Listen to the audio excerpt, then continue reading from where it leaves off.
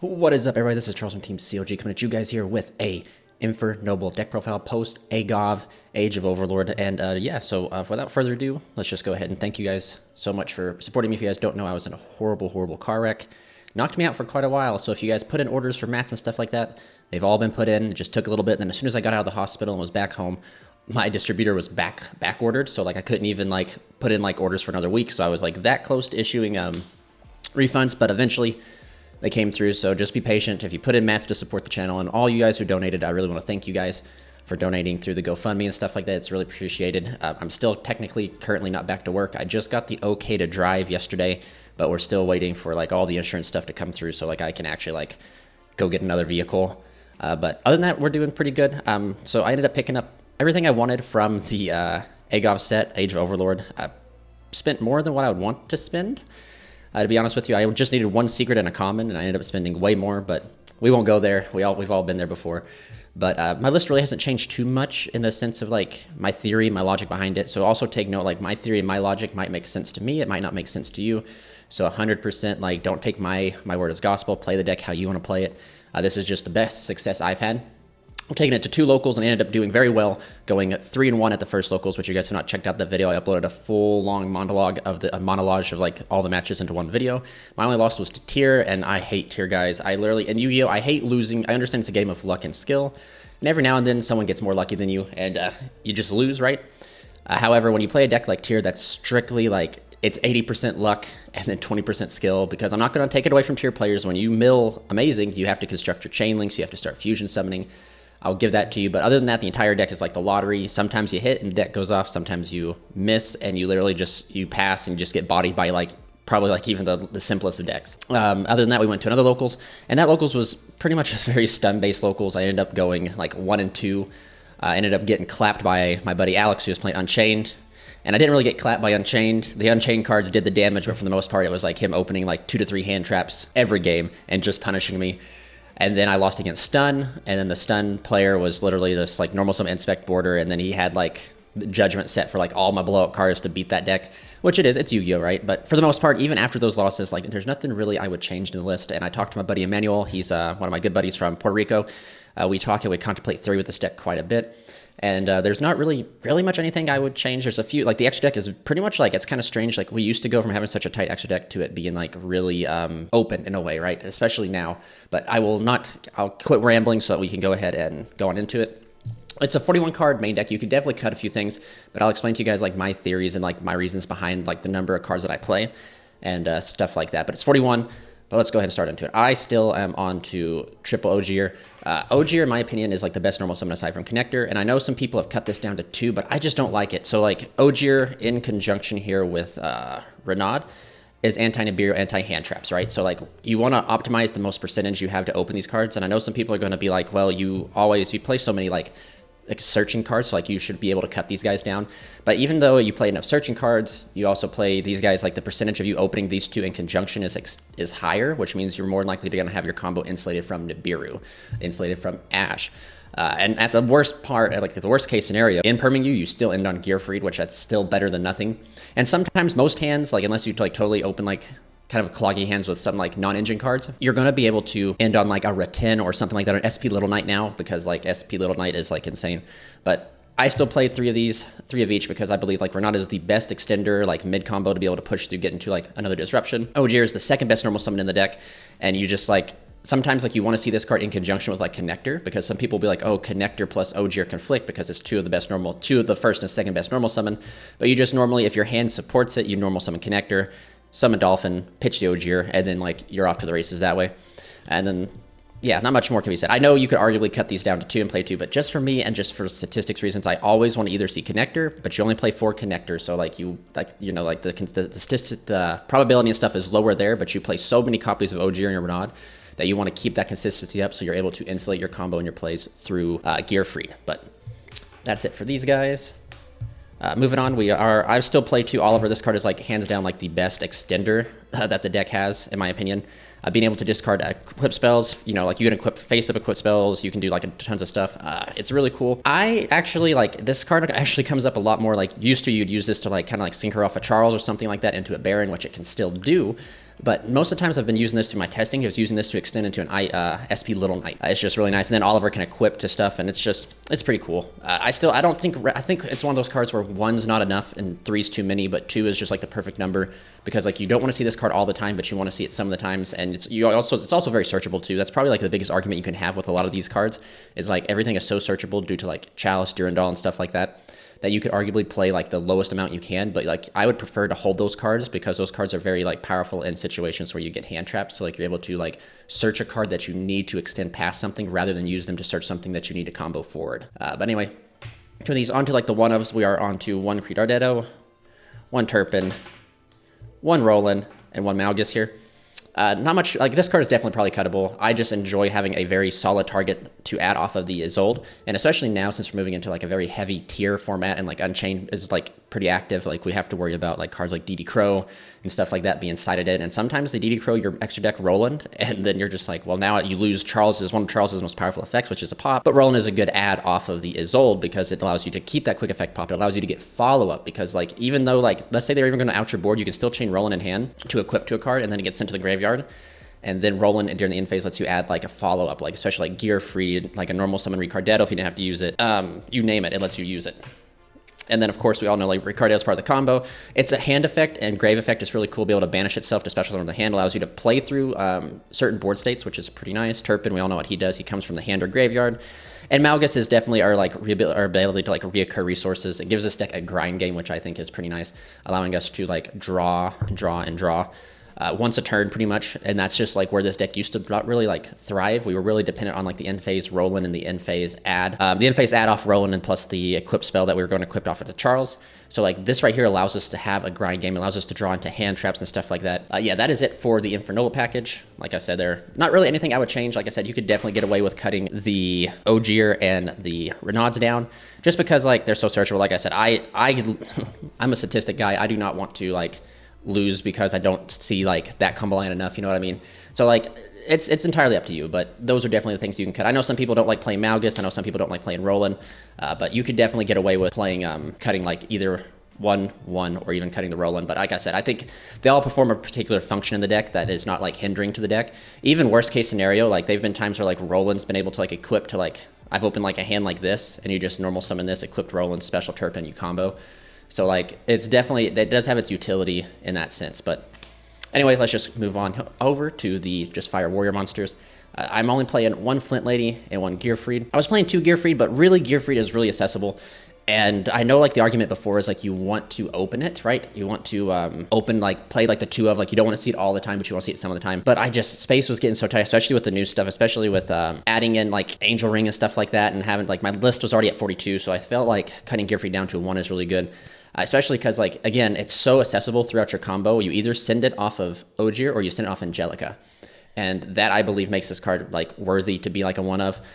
Now, arguably, like, if we go into, like, tier being, like, this is our 1 card out to, like, the window lock that tier sometimes luck sack us with. So, like, that's something to keep in mind. There's so many times where I open 2 Gearfried, especially in, like, siding and stuff like that, to where I just think that 1 is a solid number. You can't brick on 2 if you only play 1. Flint Lady is another good card, too, to be able to extend past things.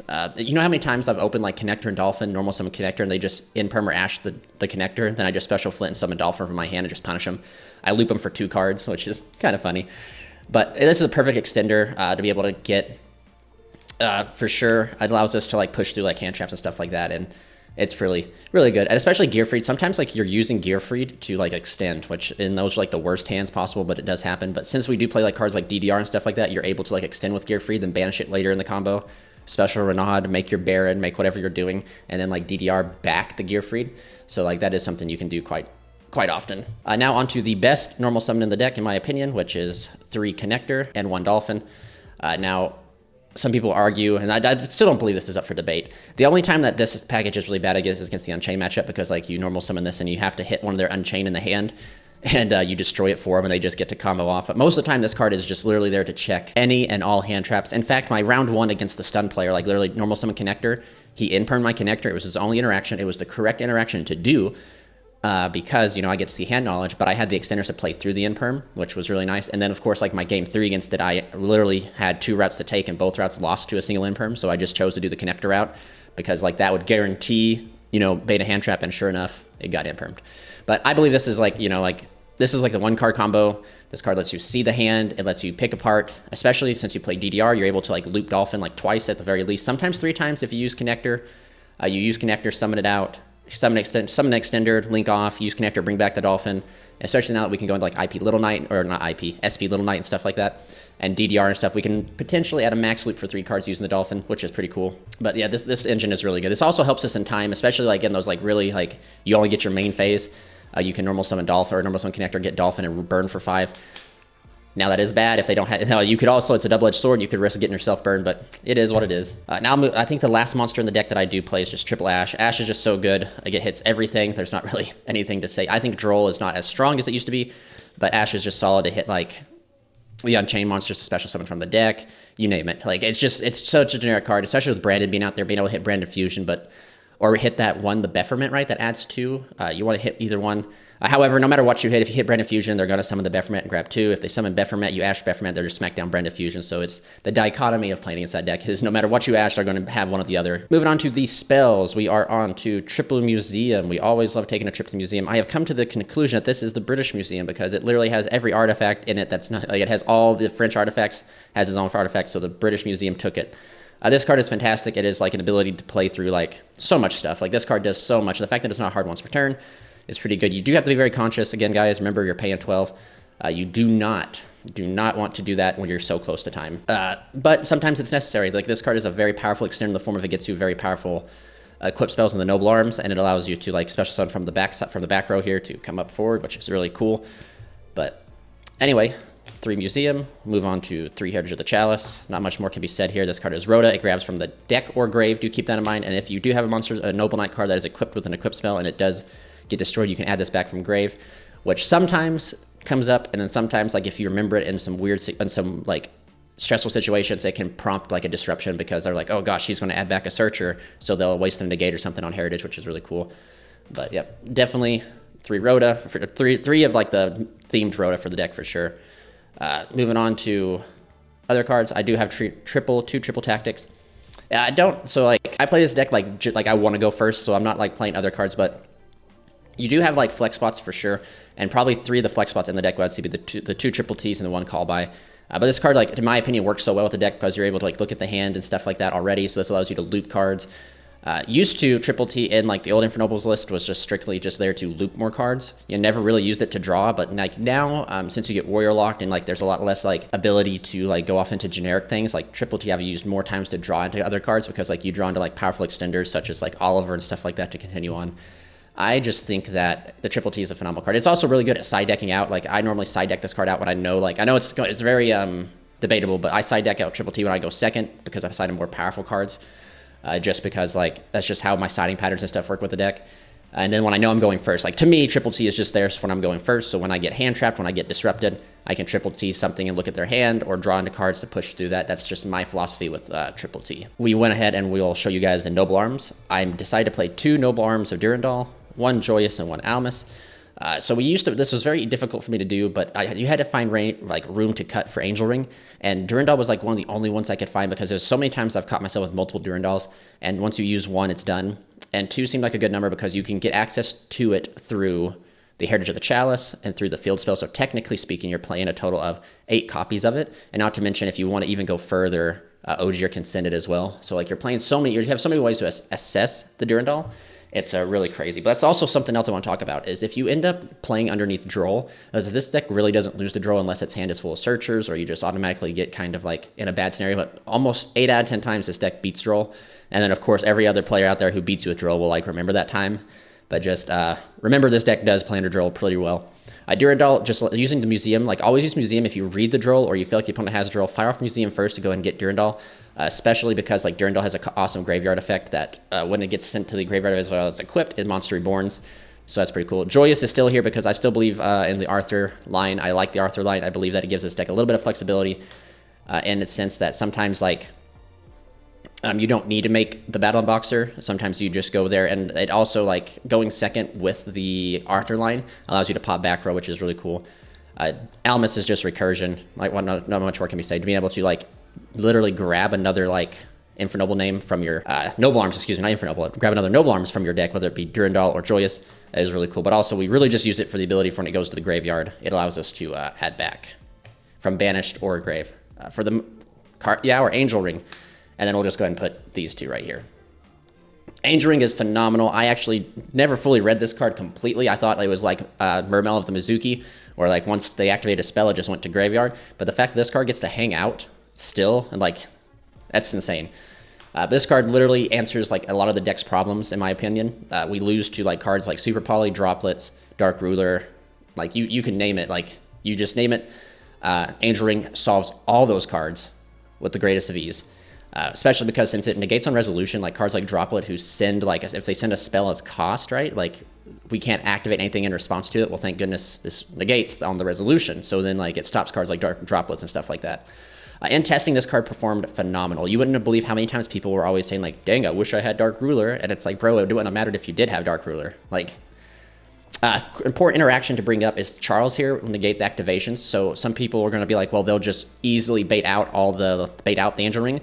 Well, if you know that they're baiting stuff, if they're firing off useless spells, you can just use Charles the Great or cards like Baron to end up negating those spells. Because since they're negating the activation, Angel Ring doesn't get to negate on resolution. So then, like, if they're literally just trying to bait the Angel Ring, you literally have 2 to 3 like cushions to like stop them from doing it. Do keep that in mind. DDR is a very powerful extender. I actually chose to play, like, I was thinking on maybe cutting DDR and just playing like 3 Durandal, but I feel like DDR is just too good. Like, it honestly is too insane. Divine Sword is, Divine Sword. Until this card gets banned over here, we're going to play it because it just fuels cards like DDR too much. And let's be honest, let's talk about it because I know the OCG did it. They ended up banning this card, so we can play Phoenix Gearblade when that gets released to us, and then you just play like Living Fossil or like another Monster Reborn equipped. So other than this, so that way, like, we still have like still the same consistency in a way. Like, we'll lose a little bit because of what this card does, but like, just for you guys out there who are just curious on what will happen if this card gets hit. But Angelica's Angelica Ring is just phenomenal, guys. Like, this card literally answers like the deck's like huge problems. Like, this card stops us from losing to blowout cards, and it also frees up the side deck. I always preach that you should side deck Solemn Judgment, because Judgment to hit all like the Dark Rulers, to hit the Super, well, no, you can't really hit Super Polys, but hit Dark Rulers, stuff like that. Well, now that frees up 3 spots in the side deck to be able to like play better. But Angelica's Angel Ring was really good. No, like, there is no lie about it. 1 Call by the Grave and 1 Reinforcing Army. Again, Call by the Grave is just an easy side out, especially with triple T's when I am going into like a set game 3, game 2 scenario. But again, same concept with the triple T's. Is I'm playing this because I want to go first with the deck because that's where the deck really thrives. Like, this deck, people argue and tell you like this deck cannot go second, but the deck can go second. It has very powerful extent. It just, like, if it opens all engine, it has so much gas to be able to like go second. So like, you want to see better blowout cards like Call by the Grave and Triple T, where it's like evenly Lightning Storms, etc. But anyway, that's it. Reinforcing Army is self-explanatory. I don't really need to go on there. And then finally, triple Imperm. Now, part of me, like, there is a world where like I wouldn't mind cutting, especially if Tier and Unchained get really problematic. Now, they're like, in my locals, we do have a Tier player, and in my locals, we have 2 Unchained players. So maybe there's a world where I end up cutting like Called By and the triple T's and play like not Bell. Well, I could play Bell or Crow or something in that sense, for sure. Maybe even looking at playing like Druid Swarm because it gives you like a level 6, I believe, Dragon. So you can do like some synchro plays and stuff. But I still think Imperm's a solid card. The only thing I hate about Imperm is drawing it off of Malgus, which has made me want to play like Effect Veiler or that Ghostwood, Ghost Girl. I can't think of her name. Moonlight Chill makes me want to play that just because like the Malgus rip into one of them is better than ripping into Impermanence because your board's all set up and Impermanence is dead. You can't set it. So it's definitely a thought process I might try testing in the future. But Imperm is just a solid card because it's so like flexible with going first and going second.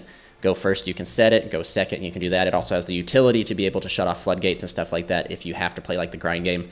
But I'm not too sure. Not too sure at all. Arguably, there's even a world where I kind of want to play like the Phantom Knight trap card. I love that card. Phantom Knight Shadebreaking, being able to make it a warrior, it come out. It lets you like be level 4. It's pretty cool. But anyway, that's it for the main deck. Like I said, 41 cards in the main deck. I've already told you guys like multiple times probably of what I would actually like exchange, trade, and stuff like that. But anyway, let's move on into the extra deck here. So again, this extra deck is really nice because like it's so open in a sense. Like there's only certain cards you like have to play, then everything's flex, everything's like play what you want to play.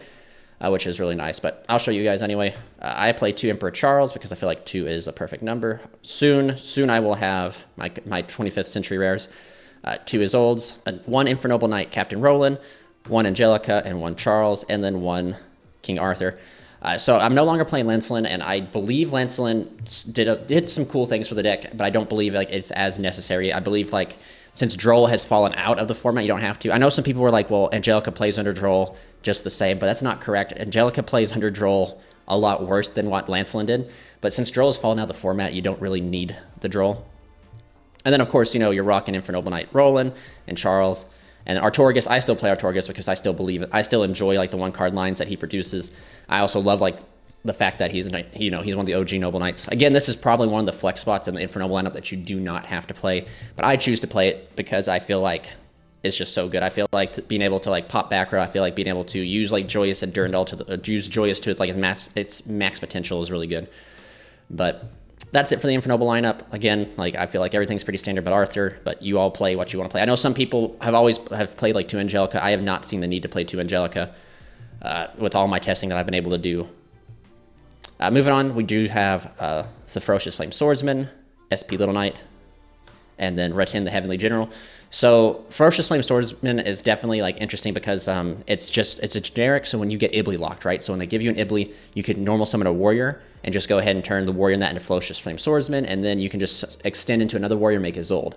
I, however, have been really contemplating playing just Link Rebo, where I can just turn the IP into a Link Rebo and then just do my normal combo like I would do under the protection of a Ling. Especially when you play against like the Rescue Ace cards and stuff like that, they're already going to have 2 of their traps set immediately because of Turbulence. So that means like at the bare minimum, you get to like 1-for-1 with them with the Link Rebo. And since it's the first thing you got to do because they give you an Ibly, you're not warrior locked and you don't get locked at anything. So I've been really thinking about that over the Flame Swordsman. SP Little Knight is a crazy addition to the deck. This card is literally, thank goodness Konami did not give us 2 downward pointing arrows, because if it gave us 2 downward pointing arrows, it would have completely got rid of both of these cards right away, immediately. But this card is awesome to go in when you finish your board. You have like double Charles Gearfried and you have 1 extra extender. You can just go right up into Little Knight, and there you go. You have like 8 disruptions. It's quite insane. 5 disruptions, I would like to say, and then like if you have hand traps, etc. Retin, in my opinion, is still one of the best cards to climb into, simply because it gives you the 2 downward pointing arrows that you're able to go. It's a battle phase disruption, which people mock and make fun of, but it's actually pretty strong. I'm not going to lie. Being able to just go battle phase and pop a card is like literally helps us break boards, literally catches the opponent off guard, which is pretty nice. But anyway, there's also, with Angel Ring existing, you could do the Shogun lock with this card too. Just keep that in mind. I'm not a fan of it. It's cool, it's chinky, but like, I don't think it's worth it. I think that's about it. SP Little Knight's just insane. Thank goodness, again, no downward pointing arrows. But like I said, this right here might become Bling Kribo, and then again, Heavenly General is just really cool in my opinion. And a lot of times, like, Heavenly General doesn't do enough, so like I'll end up making the Heavenly General, making 2 Charleses, and then just linking off Heavenly General into another like extender into an SP Little Knight, which is really crazy. But I don't believe this card is mandatory for those who are out there ask. I believe that if you have the money, have the space, and have the budget, you can pick it up and play it. But I don't believe it's mandatory. Like, you do not have to play Little Knight. It's just what it does to the deck is so good. So if you get your hands on one, definitely play it. For the Link 4s, Goki Powerload Ogre and Apollosa Bow the Goddess. Against Unchained, I have found that Apollosa is really good. You just go into like a Link, a Link 3, a 3 material Apollosa, and then that allows you to kind of check all the Unchained effects that like special. So like you're going to be able to stop like 3 of their monsters from special summoning at the very least. Goki Powerload Ogre is in here simply because like you don't like. I used to play this card because it allowed us to like, if you saw Super Poly in the like hand, you could like construct your board to do like double Charles and Ogre, and then they couldn't like Super Poly the Charles and they couldn't Super Poly the Ogre because it's unaffected.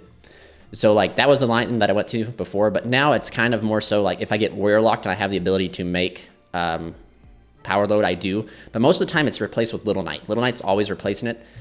Unless like certain matchups depict like a Goki Powerload Ogre is needed.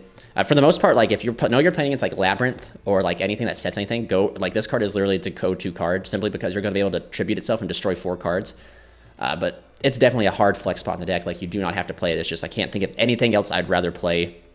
It could also be a Zeus too, but I've like my Zeus lines I've just found like not be like the best. Like as soon as you make Zeus, like you're already like a committed. But anyway. These 2. Moving on to the generic stuff, we are rocking the 1 Baron and the 1 Dempsey. I know people are going to be like, man, this man is not put Dempsey way back here, but like I said, it truly depends on like what you see. I think Baron is self-explanatory. There's no point to even talk about Baron. Baron is should be played in the deck. We can easily make it. Dempsey, in my opinion, if you have to use your Durandal early in the combo, Dempsey is the line you go for, especially if you have to do like the 1 card combo. So now if you happen to not use your Durandal, you can just go for the King Arthur route, which allows you to save Dempsey for later, which is arguably the reason you should probably play Zeus instead of Powerload Ogre, because you have access to Dempsey later on.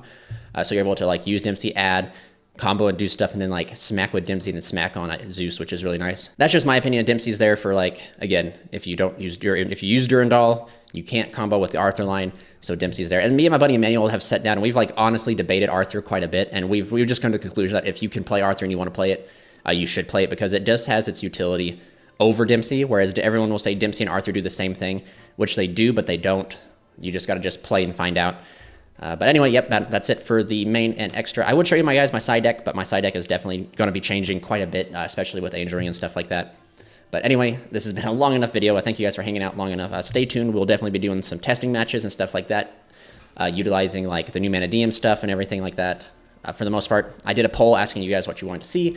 You guys said you guys wanted to see individual matches, not the long, drawn-out matches. So when we go to locals, we'll definitely be getting that. But anyway, guys, this is Charles from Team COG, signing out.